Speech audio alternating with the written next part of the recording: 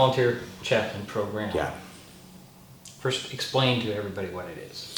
So the Mason County Volunteer Fire Chaplain Program is a program of volunteers that we have, and a lot of times the chaplain program is associated with clergy, and that's not the case here. But they're dedicated volunteers that help and assist families and loved ones anytime there's any type of loss. And we use loss in very general terms. It could be a loss of a home and property, a loss of a car in a car fire, but it also could be a loss of a loved one, any type of trauma or emergency medical, cardiac arrest, any type of loss. Our chaplains come in and help out with the after effects. So whether it be grieving, working with the loss itself, connecting with counseling and mental health services, but they're really the aftermath and helping families work through very difficult situations. So where did this come from, this concept? So the chaplain work for a long time it's been around for a long time.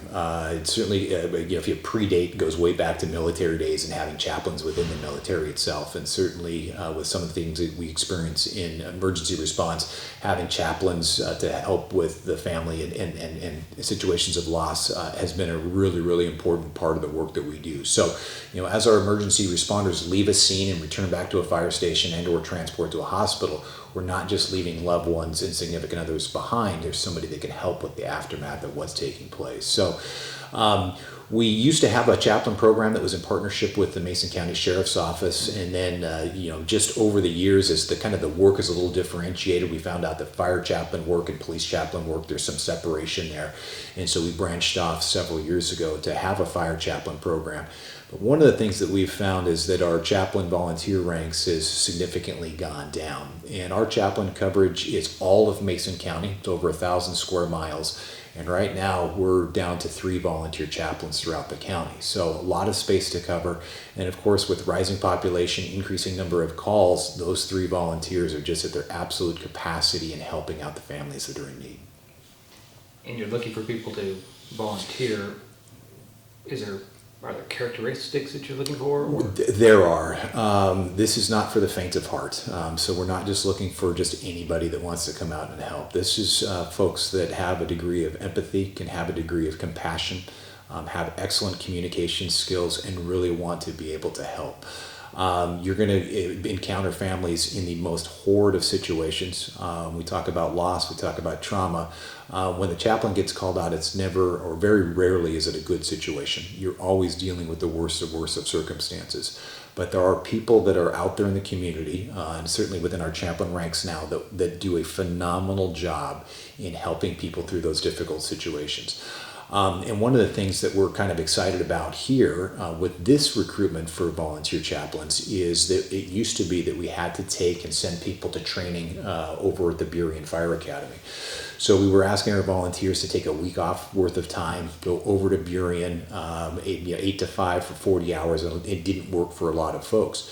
And the other thing too is that the chaplain wasn't specific to what the needs were here in Mason County. And so what we're doing for the very first time here is we're putting together a chaplain academy for our volunteers and for recruits that want to do this, help us in this line of work.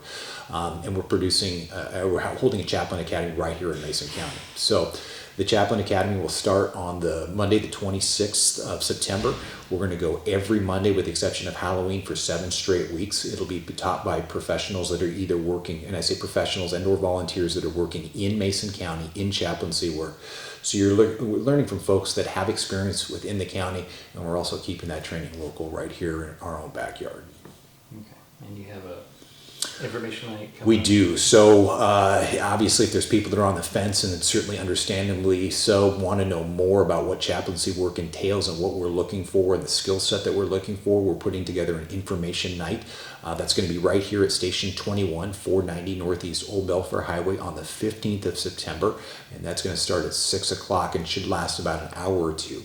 Get a chance to ask questions about the program, but then also talk to the volunteer chaplains that are already doing this line of work about their experiences, what they find rewarding about the work, and some of the challenges that come with doing volunteer fire chaplain work.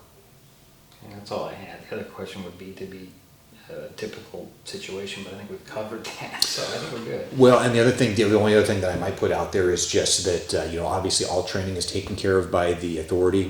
We provide transportation. We have a vehicle. We provide communication equipment. You're tied in with our dispatch center. All the resources and materials all provided by the authority. So we're looking for certainly the assistance as far as people willing to serve. We put all the materials and all the other stuff that we provide here at the Fire Authority and through the Mason County Fire Chiefs Association.